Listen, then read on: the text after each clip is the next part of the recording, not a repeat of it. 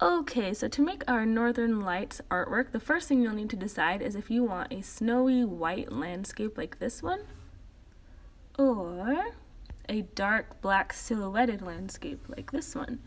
So decide which one you think looks coolest and which one you would like to try.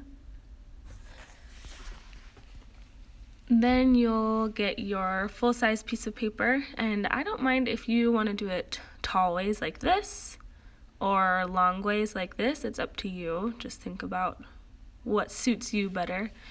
And then you'll start making your landscape. Now, check out how dirty my pastel is. If yours looks like that, you'll want to wipe it off with a paper towel.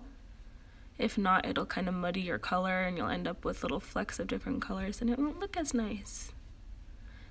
So wipe it off and then you can start making your landscape. I'm going to make mountains and like some pine trees.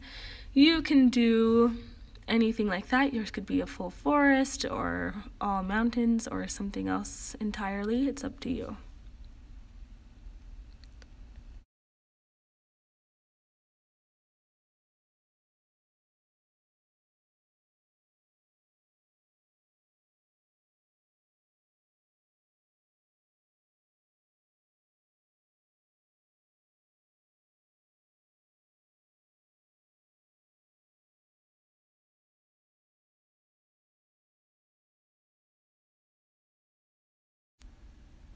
Now, when you're coloring, don't forget you can take your paper towel and smudge it to make it look nice and smooth and seamless.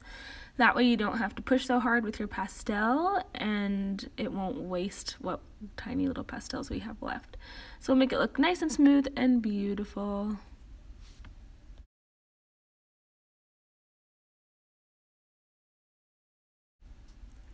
The next thing you need to do is make your Northern Lights scrap paper. So I've just got this little brown scrap and I am going to rip a jagged little edge. The more curves and jagged edges and imperfections you put in it, the better it'll look.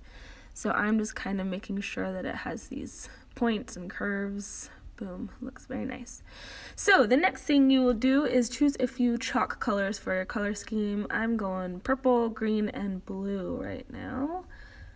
And then here's what we will do. You will line up your scrap paper where you think you want it. I'm kind of covering up my mountains and doing this first one low in the sky.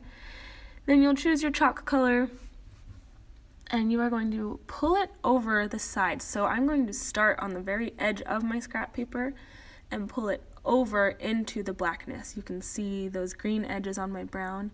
That means I'm doing it right. So start it on the scrap paper, drag it out into the black. Now before you move on, like I'm about to, go back, you will want to spread with your fingers, spread the chalk, kind of making it look smoother and nicer.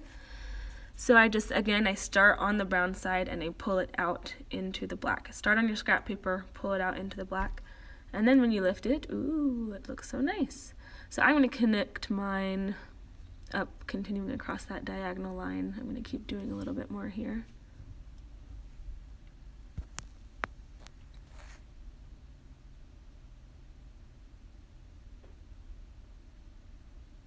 And then remember, always starting on the scrap paper, pulling across, smudge it before you go.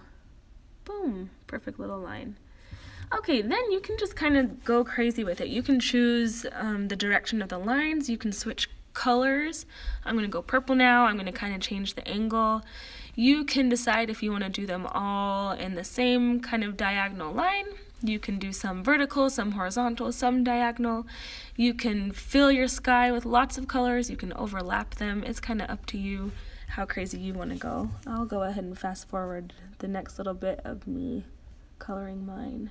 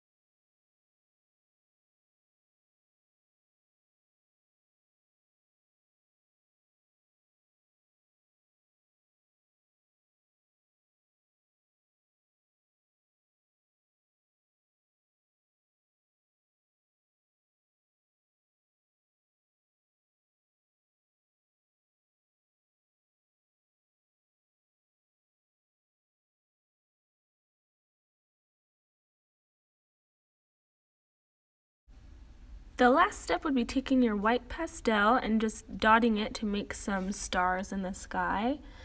Then it just looks like this celestial northern light show. So I'm always cleaning it off in case it gets muddy, since the white one especially likes to pick up extra colors. And then just dotting it some more, making some nice little stars. And voila, there is our finished product.